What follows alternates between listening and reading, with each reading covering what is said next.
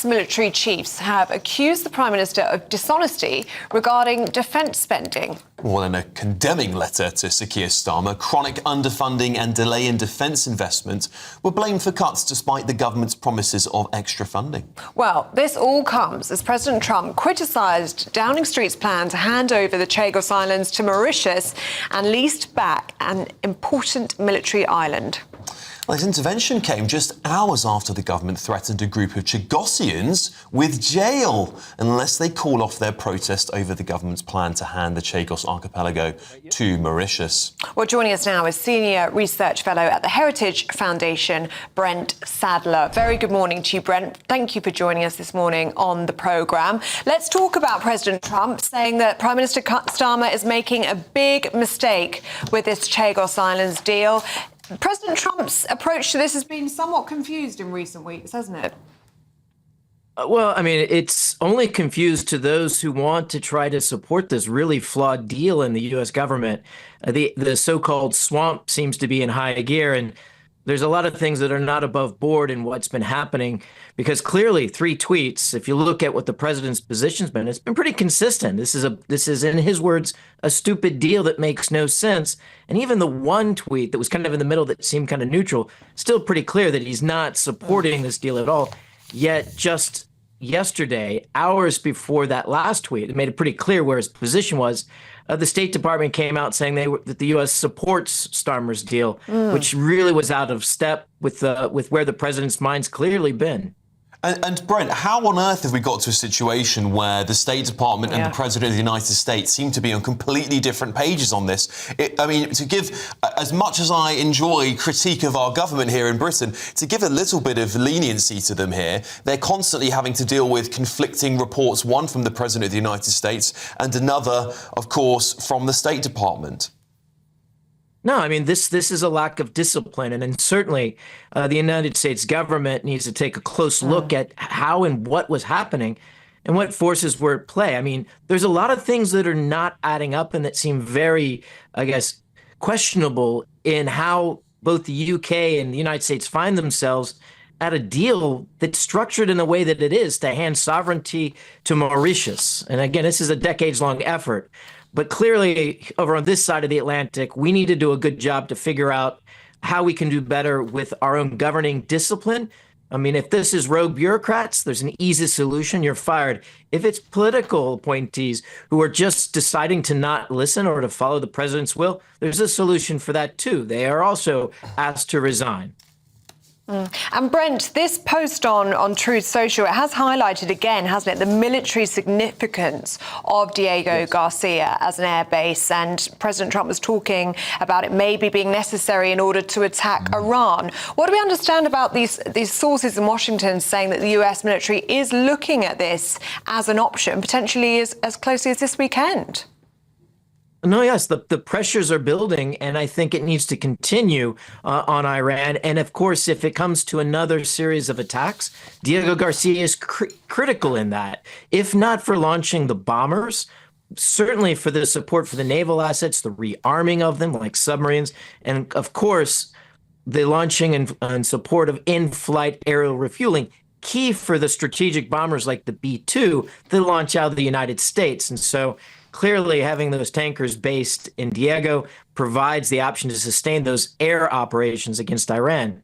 But again, the strategic importance of Diego Garcia, it goes back to the earlier question, why was the Pentagon so silent if this has such a long running? And again, this goes back for me personally during the Obama years when this question was first addressed. And the Department of Defense then was uniformly against any change in status of Diego Garcia because of the Chinese potential influence over Mauritius.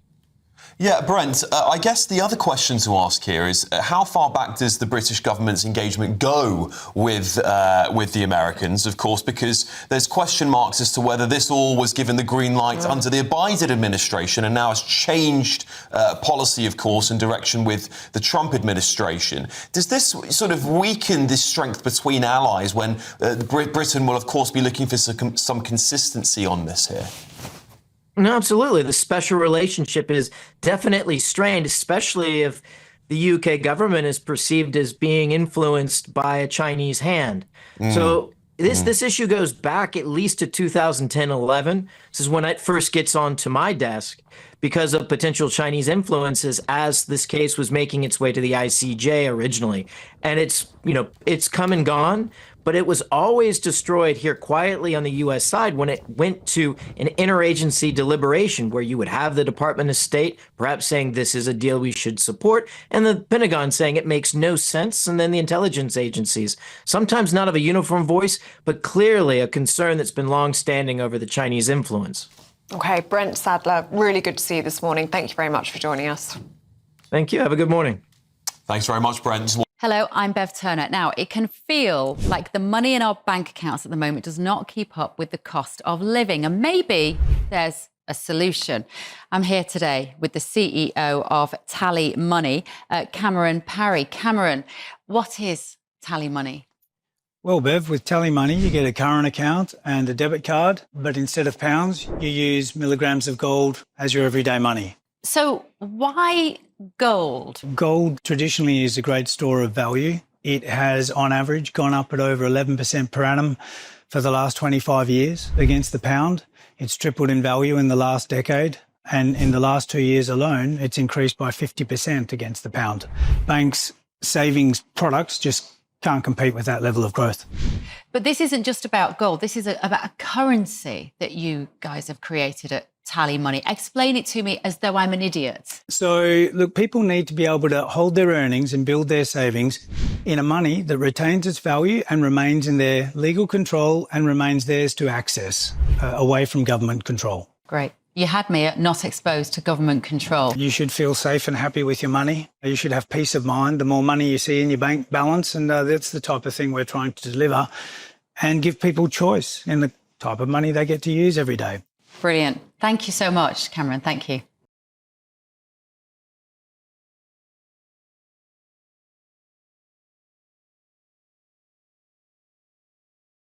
Well, joining us now is former political advisor Oscar Redrop. Oscar, lovely to see you. Good morning.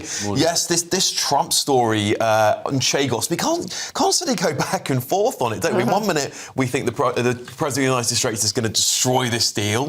The next minute he's in favour of it. Then he's against it again. What's all this flip-flopping and how hard is it for a government to navigate that? In fairness to Keir Starmer, it is difficult, but that doesn't excuse Keir Starmer's lack of antennae and understanding that giving away territory like this in an incredibly insecure and dangerous world, and actually paying for the privilege, the fact that Brits would be paying to give away this territory, is shameful. You know, it's weak, particularly, in the eyes of nations like China. If Trump's position does hold, which, as previously discussed, is up for debate. But if it does hold, and it feels like with the Iran element now coming into play, it feels like I'd be more confident that his position on Chagos holds as it is right now. Then there is only one way this ends, which is yet another. It will have to be, and I think in some ways the most embarrassing U-turn for Keir Starmer, because oddly enough, this has been, giving away the Chagos Islands he's been pretty staunch on it. Yeah. He's had backbone on this one for some reason. Isn't that odd? He can't maintain that. It is odd. I mean, considering there's been about 14 U-turns, and this must be one of the most unpopular policies that this government has. For sure. And so I think for him to inevitably, he will have to U-turn if Donald Trump's position holds on it. It's going to be just a car crash of embarrassment for Starmer. I just can't imagine the political fallout for this, given that we've just had the massive U-turn on local elections. Now, of course, we know that the government parked the Chagos stuff until after this recess. Could there just be a situation where the government don't bring it up again? And they just say, actually, this is on the burner now. We're just going to keep rolling this issue. We're not going to bring it back into Parliament. We're just going to keep rolling this issue until we have... I mean, we all, let's face it, we all know after in May there's going to quite likely be a change of premier in the country here. Is there going to be appetite now to just let this fly? Well, he may very well do that, but then you are holding the white flag up in the air. You're admitting you're a zombie government. And actually, when it comes to things like defence and security, and I know, of course, there's a lot of defence officials have written an open letter today saying that number 10, Keir Starmer, not being straight with the country on defence spending. When you combine the two alongside something like, you suggest, maybe long-grassing Chagos, in many ways, and I don't want to overcook it, but it's a dereliction of duty as a Prime Minister at that point. Yeah. This isn't like small issue politics. where you can maybe long grass it and take other priorities as you see them. This is national security. We are almost out of time with you, Oscar, but just wanted to ask, we've got pictures on the screen there of this small group of Chagosians. I'm going to be speaking to one of them, actually, in the 7 o'clock hour, who made their way back to the islands this week. They have been served an eviction notice. Now, they are British citizens with British passports who are on British territory. They say they're in their ancestral home, and yet they're being asked to leave. What do you make of this? It's shocking. It's shameful. I think I probably don't need to go into the details around the irony of people being, by the British government, removing citizens from their rightful home when they can't prevent illegal immigration into this country. It is shocking. And I think it's actually, I watched the package and I think it's brilliant that GBNews have done a lot of work, actually, on shining a light on these stories, because I'd be interested to know, there has been polling done on it, but I think if people were aware of how the British government are going about the Chagos Islands, truly aware, and of course individual cases like this make that really, really real, they would be shocked. Yeah, it is so embarrassing. It is. It really is. The hypocrisy stinks, doesn't it, Oscar? Well, listen, thanks for joining us. We'll see you again very, very shortly. And speak to the Shadow Minister for Home Affairs, Alicia Kearns. Very good morning to you this morning, Ms Kearns. Good morning.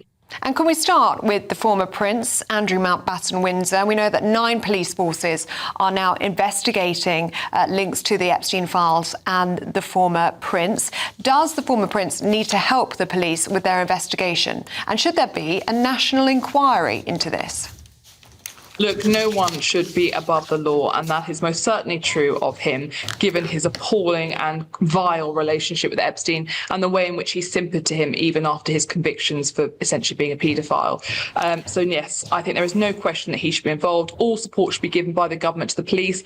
Look, the issue with inquiries is that they take years and years and years, and they cost so much money. And I think actually in this case, I think we should be able to get to the bottom of it, given the vast amount of emails and given the fact the police forces are already working on it.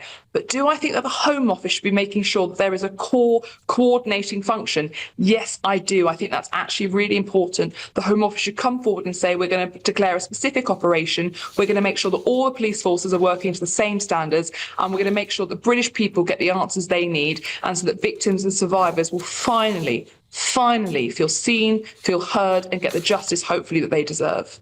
Now, the other big story today, of course, is the President of the United States' intervention in Chagos yet again. Of course, saying this was a big mistake in calling out the Prime Minister directly. I guess the question for the Conservative Party is this. There was accusations thrown against you that when your Lords had an opportunity to kill the Chagos bill, they didn't do so. Would you take that opportunity seriously? Would your party take that opportunity seriously if given a second chance? Look, we have opposed this since the very start. You can look at my record when we were in government. I spoke out regularly about the importance of not surrendering the Chagos Islands and the idea of paying to surrender them. Absolutely not. What happened in the Lords is, I have to say, I've been spending a lot of the last few weeks looking at the Lords and trying to understand how it functions, because I've been trying to pass an allergy amendment, which I fortunately was successful to do so. It works on a whole other world of laws and ways of working that is really difficult to understand. But what happened in the Lords was not that we failed to stop the bill, because we would have done everything we can, and we have consistently led opposition to this and scrutinised it. What happened was essentially all to do with the intricacies of how the Lords works. But if you want to look at who consistently has stopped the bill from proceeding, once again this week it is us. It is the Conservatives who revealed that the entire legal basis on which the Labour Party has said that we only have weeks left for which Diego Garcia can operate was not true. We have revealed that they have probably misled Parliament. We now know through our written questions that they are using UNCLOS, which is essentially the international law of the sea, as the basis on which why we need to see the base fall under Mauritian control. But actually there is an Article 298 which explicitly says that military bases do not fall under the jurisdiction of any litigation around UNCLOS. So the entire basis on which the government has said to us, we need to move quickly, we have to do this, and we have to surrender, is now not true.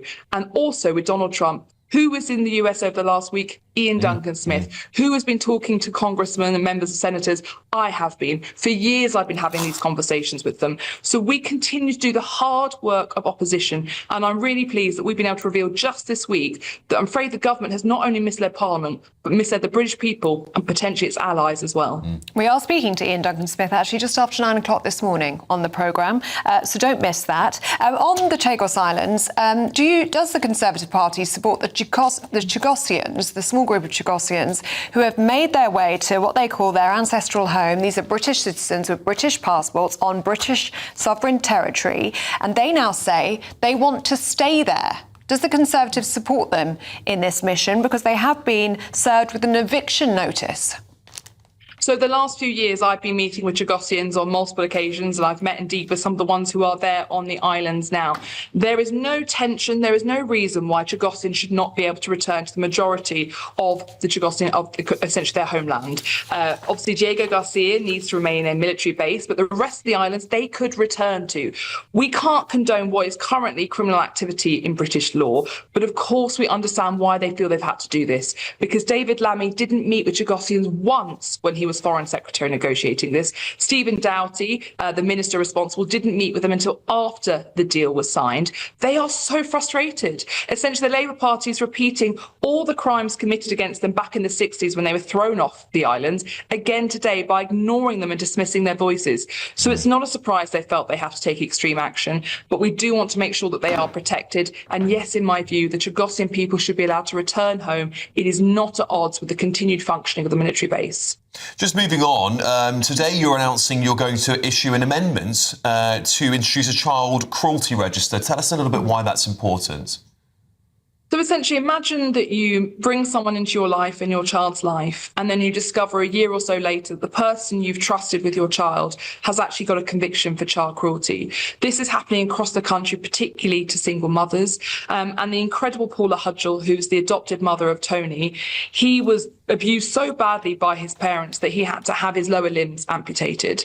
And she's been campaigning for this with Helen Grant, our Shadow Solicitor General. Helen put forward an amendment last year, which I signed, which unfortunately the Labour government refused to back. They said they wouldn't support it. We are trying again now. So what we want to make sure is that when you leave prison as someone convicted of child cruelty, just like a sex offender, you are monitored. You have to tell the police if you form a new relationship where a child is in it. You have to tell them if you change your name or you move county. And this builds on work that we did in 2024, where we passed a law that said that those convicted of the most heinous child cruelty would be able to be monitored by the police after their release. But now we're saying, actually, we want to go a step further than what we did last time, and we want to make it mandatory for all those convicted of child cruelty, those cowards who think it's okay to beat children. We certainly wish you good luck with that. And just before you leave us, is Britain broken? We've got Robert Jenrick here in the Daily Mail saying, but there was an away day where you couldn't conclude Britain was broken. He accused you of not being able to say it because you broke Britain in your previous government. What do you make of those comments? Our country is not broken. The British people represent the most amazing country. Yes, there are things that need to be fixed. Yes, there are things that we need to look at. Welfare, immigration, the economy, which the Labour government has most certainly broken. But something that is broken cannot be fixed. And I'm sorry, but Reform's narrative consistently is talking down our country when it comes to things like this, talking down our parliament, talking down the ability to do it. We are focused on solutions and solving the problem. I'm not interested, I'm afraid, in Robert trying to get a headline. I'm interested in us doing the hard work, as we've done with Chagos this week, as we're doing on child cruelty, as we're doing consistently, to fix the things that are not working, the things that are broken. But our country, I will never accept saying that it's broken, because we, the British people, haven't broken it. We're not going to, and we're proud of the country that we live in.